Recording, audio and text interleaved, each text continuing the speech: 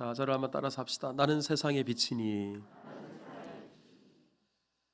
빛이 얼마나 중요한가. 이것은 아마 여러분들도 너무나 잘 아실 거라고 생각을 합니다.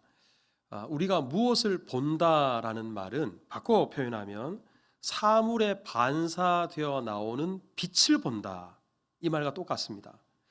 일반적으로 사물을 눈으로 인식하는 것이 두 가지가 있다 그러잖아요. 하나는 빛을 직접 눈으로 보는 것, 이게 첫 번째고요. 또 한 가지는 그 빛이 어떤 물체에 반사돼서 우리 눈에 들어와요. 그것을 통해서 우리가 보는 겁니다. 이 두 가지 외에 우리가 볼 수 있는 방법은 없습니다.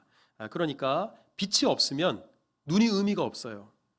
아무리 시력이 1.5, 2.0이 된다 하더라도 빛이 없다면 눈은 무용지물이 되고 우리는 더 이상 볼 수 없게 되는 겁니다.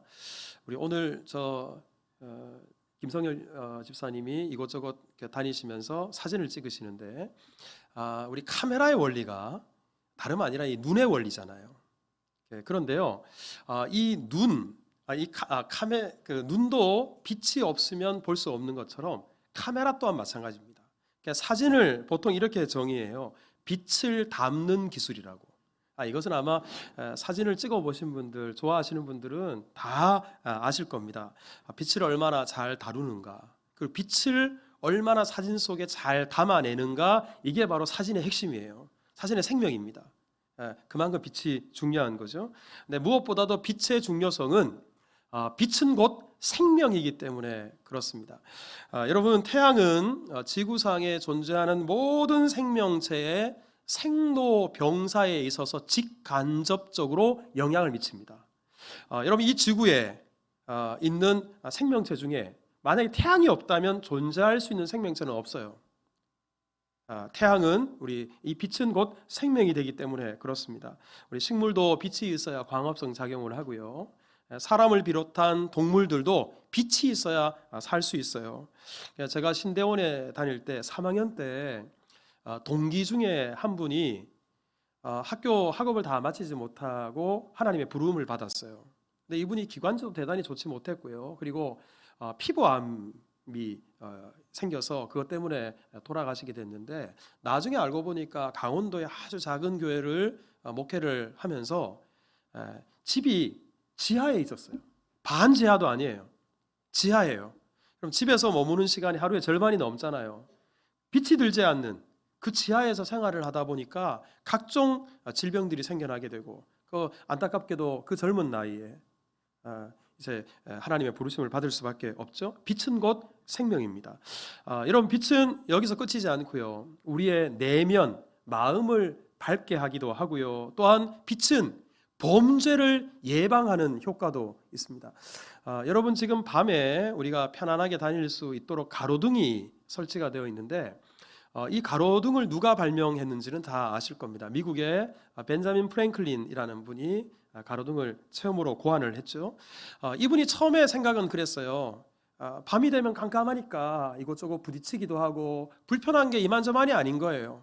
그래서 밤에도 밖을 다니면서 좀 안전하게 편리하게 좀 다닐 수 있는 방법이 없을까? 불이 있으면 좋겠다. 그래서 환하게 비춰주면 좋겠다, 방 안처럼. 근데 혼자서 그 넓은 도시를 다 밝힐 수 없잖아요. 내 집 앞에라도 내가 등불을 한번 걸어봐야 되겠다, 그렇게 생각을 하고요, 집 앞에 길 옆에다가 등불을 하나 걸었어요. 그러니까 처음에는 사람들이 별 이상한 사람 다 보겠네라고 생각을 했어요. 왜냐 그러면 그 시대만 하더라도 등불은 기름을 떼서 불을 밝히는 거잖아요.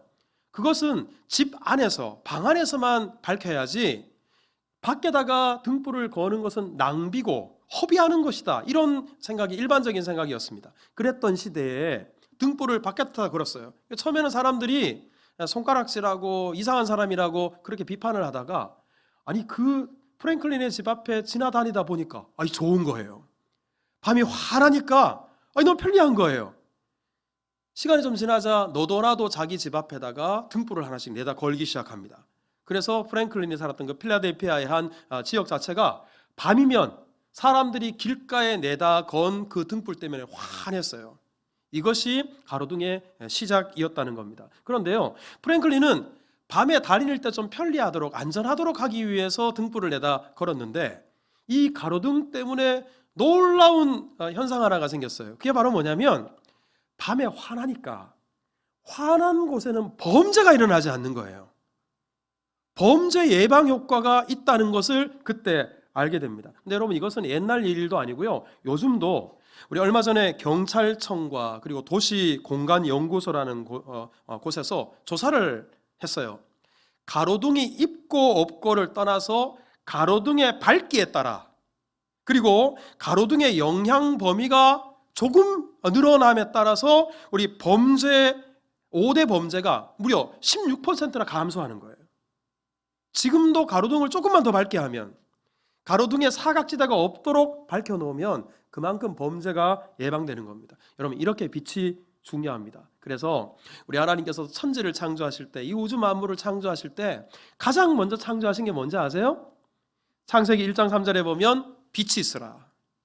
빛을 가장 먼저 하나님이 만드셨습니다. 자, 이렇게 빛의 소중함을 우리 모두가 알고 있는데, 우리 오늘 본문을 보면 우리 예수님께서 스스로를 소개하시면서 어떻게 소개하셨냐?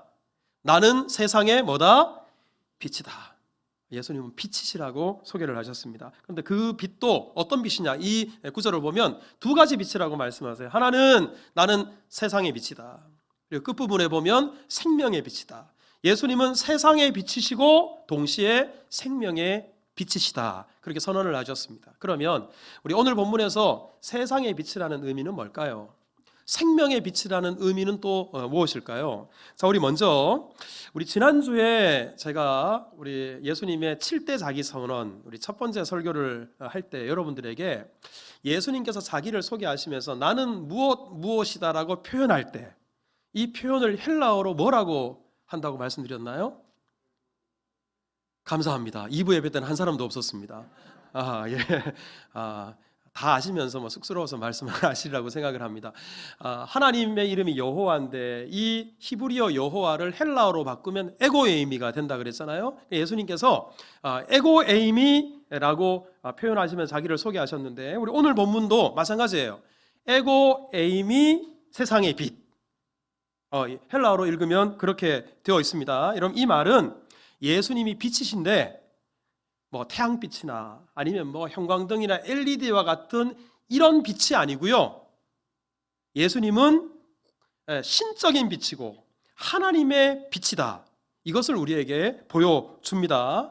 자, 우리가 잘 아는 것처럼 우리 예수님은 하나님의 영광의 본체십니다. 그 예수님께서 이 땅에 오실 때 빛으로 오셨어요. 그리고 그 빛을 세상에 비추셨어요. 그런데요, 분명히 예수님은 빛을 세상에 비추셨는데 요한복음 1장 5절에 보면 좀 독특한 표현이 있습니다. 보세요. 빛이 예수님이죠. 세상에 비쳤는데 어디에다 비쳤다고 이야기합니까? 어둠에 비쳤다 그래요. 이 말은 이 세상이 어둡다. 세상은 어둠이다. 어둠이 지배하고 있다. 이것을 우리에게 일깨워 줍니다. 그러면 여기서 어둡다는 게 왜 어둡다는 말일까? 왜 세상이 어두울까? 이것은 예수님 당시에 가로등이 발명되지 않아서 어둡다는 의미가 아니고요. 바로 죄 때문에, 사망의 권세 때문에, 사탄의 세력 때문에 이 세상은 어둡다라는 것, 이것을 분명히 선언하고 있어요. 에베소서 6장 12절에 보면 이 세상을 이렇게 말씀합니다. 이 어둠의 세상 주관자들, 누구를 가리켜요? 죄의 권세예요. 사탄의 권세예요. 여러분, 이 세상은 사탄이 지배를 하고 있기 때문에 어두운 거예요. 사도행전 26장 18절에도 보면 보세요. 그 눈을 뜨게 하여 어두움에서 빛으로, 이렇게 말씀했거든요. 이 어둠과 빛의 의미가 뭔가? 이어지는 말씀을 보세요. 사탄의 권세, 이게 어둠이에요. 그리고 하나님께로, 이거 빛이에요. 그러니까 성경에서는 어둡다라는 이 표현이 단순히 그야말로 물리적으로 어두운 게 아니고요. 죄로 말미암아, 우리 사탄의 권세로 말미암아 이 세상이 어둡다라는 겁니다. 때문에 그런 세상에 예수님께서 빛으로 오셨다라는 말씀은 죄로 말미암아 어두워진 이 세상에 우리 예수님께서는 구원의 빛으로 오셨다. 바로 그것을 우리에게 일깨워 줍니다. 그래서 요한일서 4장 14절에 보면 우리 예수님을 이렇게 말씀합니다. 아버지가 아들을 세상에 무엇으로 보내셨다고요? 구주로 보내셨다. 오늘 본문과 연관시켜 보세요. 오늘 본문에는 세상의 빛으로, 그리고 세상의 구주로 예수님은 단순한 빛이 아니라 구원의 빛, 구원의 빛을 우리에게 비춰주시기 위해서 세상의 빛으로 이 땅에 오셨다라는 말입니다. 여러분, 이것은 생명의 빛이라는 의미도 마찬가지예요. 제가 앞서 햇빛이 생명에 절대적인 영향을 미친다라고 말씀을 드렸는데, 제가 지난주에 생명을 뜻하는 헬라어 단어가 두 가지가 있다고 말씀을 드렸습니다. 이건 질문하지 않을게요. 어려우니까. 하나는 비오스라는 단어고요, 또 하나는 조에라는 단어입니다. 근데 비오스라는 단어는 육체의 생명이에요, 목숨. 하지만 조에라는 단어는 영적인 생명을 가리킵니다. 자, 오늘 본문에 생명의 빛이다라고 할 때 이 생명은 조에예요. 영적인 생명을 가리킵니다. 여러분, 그러니까 예수님께서 에고 에이미 세상의 빛, 에고 에이미 생명의 빛 이렇게 말씀하신 것은 허물과 죄로 말미암아 저와 여러분들은 죽었어요. 우리가 이 죽었다라는 말이 영적으로 죽었다는 의미예요. 하나님과 단절되었고요, 하나님으로부터 끊어져 있어요. 이렇게 영적으로 죽어있는 우리를 다시 살리시기 위해서 예수님은 생명의 빛으로 이 땅에 오셨습니다. 그러니까 오늘 본문에 예수님이 세상의 빛이다, 예수님이 생명의 빛이다라는 이 말은 다름 아니라 예수님은 구원을 주시는 하나님의 빛으로 이 땅에 오셨다, 바로 그런 의미가 되는 것입니다. 자, 저를 한번 따라서 합시다. 예수님은 구원의 빛이십니다. 다시 한번 합시다. 예수님은 생명의 빛입니다. 여러분 믿으십니까? 그런데 예수님이 이렇게 생명의 빛, 구원의 빛으로 이 땅에 오셨건만 사람들은 그것을 몰랐어요. 심지어 오늘 본문에 예수님이 생명의 빛이다, 내가 세상의 빛이다라고 일깨워 주시고 육성으로 들려주셔도 사람들은 그 말씀에 귀를 기울이지 않았습니다. 여러분, 오늘 우리가 요한복음 8장을 읽었는데요, 요한복음의 7장과 8장 이 두 장 말씀은 이스라엘의 절기 중에서도 초막절 절기에 예수님께서 하신 말씀, 초막절 절기에 예수님의 행적을 기록하고 있어요. 우리 요한복음 7장 2절에 보면 유대인의 명절인 초막절이 가까워진지라 이 2절 다음부터, 여러분 집에 가셔서 한번 7장 8장을 읽어보세요. 계속해서 명절에, 명절은, 명절 때 계속 명절이라는 말이 나와요. 이것은 초막절 절기에 예수님께서 하신 말씀이라는 의미입니다. 그런데요, 이 초막절이라는 절기가 이스라엘의 대단히 큰 절기이기 때문에 하루만 지킨 게 아니라 무려 일주일 동안, 7일 동안 이 절기가 이어졌어요. 근데 이 초막절 절기의 맨 마지막 날을 큰 날이라 그래서요, 이 마지막 날에는 두 가지 아주 성대한 이벤트가 벌어졌습니다. 하나는 바로 뭐냐면 물 깃는 행사였어요. 또 한 가지는 등불놀이. 우리 얼마 전에 우리나라도 보름이 지나갔습니다만 마치 우리나라 사람들이 불놀이를 했던 것처럼 등불놀이, 이 두 가지가 초막절 마지막 날 큰 날에 벌어졌습니다. 자, 그런데 이 물 깃는 행사가 어떤 행사였나? 우리 사진을 한번 보시면 우리 이 그림 맨 위에 빨간색 동그라미가 있죠? 저기가 성전입니다. 그러니까 맨 밑에 보면 빨간색 동그라미가 있죠? 저기가 실로암 연못이에요. 실로암은 아시죠? 이 거리가 약 10리 정도가 돼요. 근데 초막절 절기에 이스라엘 백성들이 다 이 거리로 나와요. 그래서 실로암 연못에서부터 저기 위에 성전까지 두 줄로 쭉 길을 만듭니다. 그 다음 사진을 보시면 이때 제사장이 금으로 된 항아리에다가 실로암 연못에 물을 뜹니다. 그리고는 그 물을 가지고 사람들이 양쪽에 쭉 도열해서 길을 만들어 있잖아요. 그 사이를 지나면서 나팔을 불고 찬송을 부르면서 함께 예루살렘 성전까지 이 금 항아리에 든 물을 가지고 가서 성전에 있는 제단에다가 부었어요. 이때 이 물이 이동되는 도중에 백성들과 제사장들이 함께 아주 그냥 소리 높여서 불렀던 찬송이 어떤 찬송이냐 그러면 이사야 12장 3절에 보면 이런 말씀이 있어요. 그러므로 너희가 기쁨으로 구원의 우물 들에서 물을 기르리로다. 구원의 우물에서 물을 깃자, 구원의 우물에서 물을 깃자, 이렇게 계속 반복적으로 찬양하면서 그 먼 거리를 우물물을 떠다 나르는 겁니다. 이 물 깃는 행사를 예수님께서 이렇게 지켜보시면서 하신 유명한 말씀이 있어요. 요한복음 7장 37절에 보면, 자, 우리 같이 읽읍시다. 시작. 누구든지 목마르거든 내게로 와서 마셔라. 나를 믿는 자는 성경의 이름과 같이 그 배에서 생수의 강이 흘러나오리라. 그럼 예수님께서 이 물 깃는 행사를 보시고 이 말씀을 하신 이유가 어디에 있겠어요? 실로암 연못에서 퍼온 물이 구원의 물이 아니고 구원의 물이 바로 너희들 앞에 있다. 내가 바로 생수의 근원이다. 누구든지 내게로 와서 마셔라. 그러면 그 사람은 영원히 목마르지 않고 영원한 생명을 얻게 될 것이다. 이것을 일깨워 주신 거예요. 그리고 또 하나 행사가 등불놀이라고 말씀을 드렸습니다. 여러분, 예루살렘 성전뜰에다가 큰 등을 4개를 세웠어요. 그리고 제사장을 비롯한 종교 지도자들이 이 등 아래서 춤을 추고 노래를 부르면서 흥겨워합니다. 그럼 백성들이 여기에 가득 채워져서 함께 뛰면서 그야말로 등불놀이를 하는 겁니다. 여러분, 이 등불놀이를 하는 이유는 우리 초막절이라는 절기가 추수를 기뻐하는 절기임과 동시에 초막이라는 말이 무슨 말이에요? 풀로 움막을 지은 거예요. 이스라엘 백성들이 애굽 땅에서 가나안 땅까지 올 때 제대로 된 집이 없었잖아요. 초막 속에서 살았지만 하나님께서 가나안 땅까지 인도하셨다. 이것을 기념하는 절기가 초막절인데, 이 초막절 절기 때 여러분 보세요. 애굽 땅에서 가나안 땅까지 낮에는 구름 기둥으로, 밤에는 무슨 기둥이에요? 불 기둥으로 인도하셨잖아요. 그 하나님의 인도하심을 기념하는 의미가 있어요. 또 하나는 이스라엘 사람들은 율법이 주의 말씀은 내 발의 등이요 내 길의 빛이다. 이 말씀을 알았거든요. 그래서 율법은 바로 도덕의 빛이고 마음의 빛이다. 바로 하나님의 율법을 기념하면서 그 율법을 주심에 감사하면서 이 초막절 절기에 등불놀이를 했던 겁니다. 그런데요, 이 성대한 등불놀이를 지켜보시던 예수님께서 하신 말씀이 바로 오늘 본문 12절이에요. 예수님께서 이 등불놀이를 지켜보시면서 뭐라고 말씀하셨냐? 나는 세상의 빛이다. 나를 따르는 자는 어둠에 다니지 아니하고 생명의 빛을 얻을 것이다. 여러분, 예수님께서 왜 이 말씀을 하셨을까요? 너희들 눈에 보이는, 지금 흔들면서 기뻐 뛰면서 쳐다보고 있는 저 등불이 구원을 주는 빛이 아니고, 저 등불이 생명의 빛이 아니고 바로 내가 생명의 빛이다. 누구든지 나를 따르는 자는 생명의 빛을 얻을 것이다. 진짜 생명의 빛이 누구인지를 알라. 예수님께서 이것을 일깨워 주시기 위해서 오늘 12절 말씀을 하신 겁니다. 하지만 이스라엘 백성들은 등놀이에 정신이 빼앗겨서 예수님의 말씀을 듣지 않았어요. 귀를 기울이질 않아요. 여러분, 요한복음 1장 9절에 보면 이렇게 말씀합니다. 참빛, 세상에 와서 각 사람에게 비추는 빛이 있었으니, 이 참빛이 누구십니까?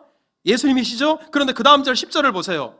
그가 세상에 오셨지만 세상이 그를 알지 못했어요. 그리고 세상이 그를 영접하지도 않았어요. 실제로 오늘 본문 우리 12절에 예수님이 생명의 빛이다라고 말씀하셨지만 바로 그 다음 절 13절을 보시면 바리새인들이 예수님의 이 말을 듣고 나서 네가 너를 위하여 증언하니 네 증언은 참되지 아니하도다. 무슨 말도 안 되는 소리 하냐?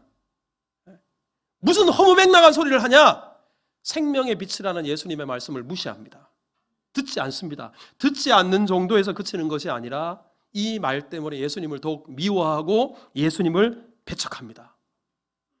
빛을 바로 눈앞에 두고도, 그 등불놀이를 하면서도 빛 대신 예수님을 바라보지 못했던 겁니다. 근데 저는 이 말씀을 묵상하면서 이런 어리석음이 2000년 전에 이스라엘 사람들의 어리석음일 뿐만 아니라 오늘 이 시대를 살고 있는 우리들의 어리석음이 아닐까, 그런 생각을 해요. 여러분들 중에 예수님이 참빛으로 오셨다, 빛으로 오셨다, 세상의 빛으로 오셨다, 구원의 빛으로 오셨다, 생명의 빛으로 오셨다 모르는 분이 누가 계세요?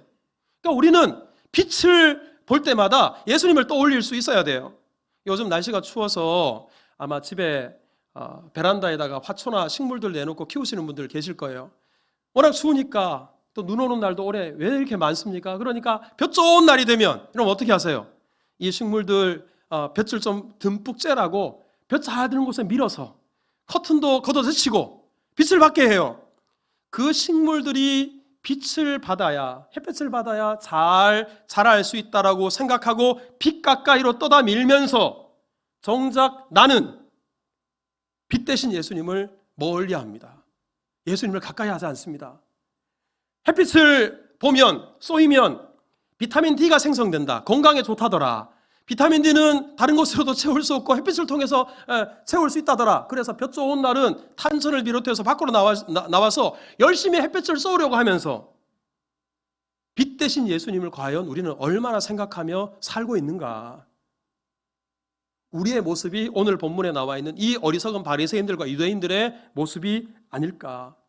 사랑하는 성도 여러분, 빛 대신 예수님을 더욱 가까이 하는 은혜가 우리 가운데 있기를 주님의 이름으로 축복합니다. 자, 그러면 우리가 이렇게 예수님은 세상에 비치고 생명에 비치고 구원의 빛이라는 사실을 알았습니다. 그러면 이 빛 대신 주님을 우리가 어떻게 대해야 될까? 자, 우리 오늘 본문 12절을 보시면 이렇게 말씀해요. 나는 세상에 비치니. 자, 그 다음 부분 저를 한번 따라할까요? 나를 따르는 자는. 여러분, 빛이라는 사실을 알기만 하면 안 돼요. 그 빛 대신 예수님을 따라야 합니다. 그러면 여기서 빛 대신 예수님을 따른다라는 의미가 무슨 의미일까? 무슨 뜻일까? 저는 적어도 두 가지 의미가 있다고 생각합니다. 먼저는 예수님을 믿는 거예요. 그럼 앞서 제가 요한복음 1장 9절 10절 말씀에 예수님이 참빛으로 이 땅에 오셨지만 세상이 그를 알지도 못했고 영접하지도 않았다 그랬잖아요. 이어지는 말씀 요한복음 1장 12절에 보면 예수님께서 이렇게 말씀하십니다. 자, 우리 같이 읽읍시다. 시작. 영접하는 자, 곧 그 이름을 믿는 자들에게는 하나님의 자녀가 되는 권세를 주셨으니, 예수님을 빛이시라고 소개하고 난 다음에 그 빛 대신 예수님을 영접하라고 합니다. 여러분, 영접하게 될 때 우리는 하나님의 자녀가 돼요. 여러분, 이게 오늘 12절 말씀과 사실상 똑같은 말씀입니다. 오늘 말씀도 나를 따르는 자는 어둠에 다니지 아니하고 생명의 빛을 얻으리라. 예수님을 따르는 사람은 하나님의 자녀가 되고 그리고 생명의 빛을 얻게 되는 겁니다. 여러분들 가운데 우리 오늘 예배 자리에 나오셨지만 또 온라인으로 이 시간 예배를 드리는 분들, 가정의 평화를 위해서 마지못해서 앉아 계시고 예배 드리시는 분들이 혹 계시다면, 아직도 여러분들 중에 이 빛 대신 예수님, 생명의 빛 대신 예수님을 영접하지 않으신 분이 계시다면 우리 성령께서 은혜 베풀어 주셔서 이 예수님 영접하고 믿으실 수 있기를 주님의 이름으로 축복합니다. 여러분, 우리가 예수님을 영접하게 될 때 그 생명의 빛이 우리 심령 안에 깃들게 돼요. 우리 가운데 조예, 그 영적인 생명이 깃들게 되고 그 영적인 생명으로 말미암아 우리는 영원한 생명을 얻게 될 것입니다. 자, 여러분, 이렇게 우리 빛 대신 예수님을 따르는 첫 번째가 예수님 영접하고 예수님 믿는 거예요. 그런데요, 자, 이렇게 예수님을 영접하게 될 때 하나님의 자녀가 된다, 오늘은 생명의 빛을 얻는다, 이 두 가지를 합치면 예수님을 영접하는 사람은 어떤 자녀가 되는가? 자, 저를 한번 따라서 합시다. 빛의 자녀가 됩니다. 여러분, 우리가 빛의 자녀인 줄 믿으시기 바랍니다. 그러면 우리가 빛의 자녀인데요, 빛의 자녀이기만 하면 안 돼요. 빛의 자녀답게 살아야 돼요. 에베소서 5장 8절에 보면 이렇게 말씀합니다. 너희가 전에는 어둠이더니 이제는 주 안에서 빛이라. 빛의 자녀들처럼 뭐하라? 행하라. 여러분, 우리가 예전에는 어둠 가운데 속했어요. 세상을 추구했어요. 세상 사람들과 똑같이 살았어요. 하지만 이제 생명의 빛 대신 예수님을 영접하고 믿음으로 말미암아 빛의 자녀가 되었어요. 그렇다면 더 이상 어둠을 추구하면 안 돼요. 세상의 논리와 세상 사람들의 가치관을 따라 우리가 살아서는 안 돼요. 다르게 살아야 됩니다. 구별되게 살아야 됩니다. 빛의 자녀답게 살아야 하는 겁니다. 여러분, 특별히 우리 에베소서 5장 8절 빛의 자녀들처럼 행하라, 이 말씀 다음에 자, 우리 11절에 보면 이렇게 말씀해요. 너희는 열매 없는 어둠의 일에 참여하지 말고 책망해라. 여러분, 이 세상 사람들의 가치관과 세상 사람들의 논리, 여기 이런 것들을 열매 없는 어둠의 일이다. 열매 없다는 게 무슨 말이에요? 헛것이라는 거예요. 우리는 전부인 줄 알고 착각하면서 세상 사람들이 추구하는 것을 똑같이 추구하려고 하지만 그것은 다 헛것이다. 그러니 오히려 그것은 잘못되었다고 비판할 수 있어야 된다. 바로 그렇게 우리에게 도전합니다. 저는 지난주에 뉴스를 보고 신문을 보면서 아주 언론에 좀 떠들썩했던 기사 하나를 좀 주목을 했어요. 그 기사의 내용이 뭐냐면 서울시 의회에서 서울시 교육청에 우리 성생명 윤리규범 조례안에 대해서 검토할 것을 공문을 보내서 요청을 한 겁니다. 아마 그 내용 여러분 아마 다 들으셨을까? 하도 떠들썩했으니까. 문제가 된 게 뭐냐 그러면 그 내용 중에 노란색으로 표시가 됐는데 여러분들 잘 안 보일 것입니다만 골자가 그거예요. 성관계는 혼인관계 안에서만 이루어져야 된다. 이 문구 때문에 그렇습니다. 이 부분이 시대착오적이라는 거예요. 아니, 지금이 무슨 60년대, 70년대도 아닌데 구시대적인 순결 개념을 21세기에 강요하냐. 이거를 이야기를 하는 겁니다. 우리 헌법에 분명히 성적 자기 결정권이 보장되어 있고 우리나라는 간통죄가 폐지된 지 벌써 오래전이에요. 아니, 그런 나라에서 무슨 성관계가 혼인관계 안에서만 이루어져야 된다. 이것을 학생 인권 조례 안에 넣는다는 말이냐. 이것 때문에 떠들썩했습니다. 제가 그 내용을 이렇게 보면서 그래, 시대가 바뀌었지. 그리고 또 이 문제가 여러분 단순히 이 문구만 문제가 되는 게 아니라 학생 인권 조례라는 게 필요하냐 필요하지 않느냐 이런 문제까지 있고요. 여기에 정치적인 문제, 이념적인 문제까지 다 포함되어 있어요. 그런데요, 제가 그런 문제들을 다 걷어내고 이 인권 조례가 맞냐 옳으냐 제가 이 말씀 드리려고 하는 것도 아니고 정치 문제를 하고자 하는 것도 아니에요. 이거 다 빼내고 그냥 요 문구 자체만 한번 우리 들여다보십시다. 시대가 변해서 지금 누구나도 이 조항, 성관계는 혼인관계 안에서만 이루어져야 된다. 이게 구시대적인 발상이고 시대착오적인 발상이라고 생각합니다. 그렇다면 과연 기독교인들도 그리스도인들도 똑같이 생각하는 것은 아닐까? 제가 우리 수종교회 성도들, 우리 수종교회 우리 자녀들은 과연 성에 대해서 어떤 생각을 갖고 어떤 가치관을 가지고 살아가고 있을까? 그런 생각을 문득 하게 됐어요. 여러분, 시대가 바뀌고 사회가 바뀌어서 이런 것들조차도 이제 구시대 유물이고 시대착오적인 생각이라고 생각하는 그런 시대에 살고 있지만 우리는 성경의 가치관을 따라 살아가는 그리스도인들입니다. 하나님께서는 성을 너무 아름다운 것이다. 그런데 이 아름다운 것이 하나님께서 만들어 놓으신 결혼이라는 울타리 안에서 이루어질 때 참 고귀하고 아름다운 것이지, 아름다운 것일수록 오염이 되면 그것보다 더 아주 흉측한 게 또 없어요. 그러니까 그 아름다운 것들이 결혼이라는 울타리 밖에서 자행되도록 내버려 두는 것.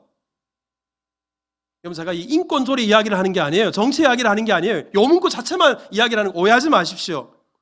저는 우리의 자녀들이 순결한 성의 가치관을 가지고 살아가기를 바라요. 저를 비롯한 우리 장년들도 마찬가지예요. 결혼이라는 울타리 안에서 성이라는 것은 사랑하는 아내와 남편, 이 결혼이라는 울타리 안에서 이루어져야 되고 지켜져야 돼요. 그게 아름다운 거예요. 이것을 벗어나게 되면 가정이 무너집니다. 사회가 해체돼요. 세상 사람들은 시대가 바뀌어졌다고 이런 것들을 비판하지만 우리는 정치적인 문제 다 걷어내고 그래, 우리는 다르게 살아야지. 제가 우리 성에 대한 이야기를 했습니다만 비단 이것뿐이겠습니까? 우리 주변에는 시대가 달라졌다라는 미명하에 우리 그리스도인들에게 끊임없이 세상과 똑같이 살라고 하는 요구들이 몰려오고 있어요. 그럴 때마다 나는 그리스도인이다. 나는 빛의 자녀지. 나는 열매 없는 어둠의 일에 참여하지 않으리라. 이런 결연한 의지와 결단을 가지고 빛의 자녀로 살아낼 수 있어야 됩니다. 그런 은혜가 우리 가운데 있기를 주님의 이름으로 축복합니다. 그런데 여러분, 우리가 이렇게 빛의 자녀로서 하지 말아야 될 일, 그것에만 주목해서는 안 돼요. 제가 지난번에도 말씀드린 것처럼 이 하지 말아야 될 것들을 하지 않는 것은 소극적인 방법이에요. 적극적으로 해야 될 일이 있어요. 빛의 자녀로서. 그래서 우리 금방 열매 없는 어둠의 일에 참여하지 말라, 이 말씀 바로 앞절 10절에 빛의 자녀들이 어떻게 살아야 되는가? 자, 우리 같이 한번 읽어봅시다. 시작. 주를 기쁘시게 할 것이 무엇인가 시험하여 보라. 빛의 자녀들은 어떻게 빛의 자녀답게 살아갈까? 주를 기쁘시게 할 것이 무엇인가를 늘 고민해야 돼요. 이 말은 바꿔 말하면 아직 어둠에 있는 사람들에게 생명의 빛을 비추는 거예요. 여러분, 저와 여러분들에게서 빛이 나가진 않아요. 우리는 예수님의 그 빛을 받아서 반사하는 반사체들입니다. 아직도 우리 주변에는 생명의 빛 대신 예수님이 필요한 이들이 우리 주변에 널렸어요. 사망의 그들 안에 그 어둠 가운데 허덕이고 있어요. 멸망을 향해 가고 있어요. 그들에게 우리는 생명의 빛 대신 예수님을 보여줄 수 있어야 됩니다. 더러 이런 분들이 있어요. 교회 같이 가시죠. 신앙생활 하시죠. 예수님 믿으시죠. 그러면 우리 집안에 교회 다니는 사람이라고 하는데 그 사람 때문에 나 교회 안 다닌다. 우리 직장의 아무개 때문에 나 그런 사람이 교인이라면 나 교회 안 간다고. 교회 안 가는 핑계를 그렇게 댑니다. 그때마다 우리 크리스찬들이 뭐라고 응대합니까? 사람 보지 말고 하나님 보세요. 사람 보지 말고 예수님 보세요. 물론 맞아요. 사람은 다 죄악된 본성을 가지고 있어서 목사인 저도 허물이 많아요. 그러니까 저를 보면 안 되고 우리 하나님 보고 예수님 봐야 돼요. 하지만 이 말을 좀 비판적인 시각으로 우리 한번 생각해 보십시다. 눈에 보이지 않는 하나님을, 눈에 보이지 않는 예수님을 어떻게 세상 사람들이 봅니까? 먼저 믿은 우리들의 삶을 통해서 예수님을 보지 않겠어요? 그러니까 우리 예수 믿는 사람들이 이 세상에서 섬기는 사람들이 돼야 돼요. 손해 보며 살아야 돼요. 니들 우리한테 뭐 해준 게 있다고 자꾸 우리 보고 다르게 살라고 하냐? 이렇게 말할 게 아니라 예수 믿는 사람들은 달라야 된다고 생각하는 것은 아직도 예수 믿는 사람들에게 세상이 소망을 가지고 있다는 증거잖아요. 그러면 우리가 빛의 자녀답게 믿지 않는 사람들과는 다르게 살아낼 때 사람들은 우리의 언행 심사를 통해서 생명의 빛 대신 예수님을 바라보고 그 빛 앞으로 나오게 될 것입니다. 이게 바로 나를 따르는 자, 이 말씀에 담겨져 있는 의미입니다. 여러분, 우리는 어둠에 있었지만 이제는 생명의 빛 대신 예수님으로 말미암아 빛의 자녀가 되었습니다. 이 생명의 빛이 필요한 많은 이들에게 너희의 착한 행실을 통하여 그들이 하나님 아버지께 영광을 돌리게 하라. 이 말씀을 우리에게 주신 사명으로 알고 그 빛을 반사하는 빛의 자녀들이 다 되실 수 있기를 주님의 이름으로 축복합니다.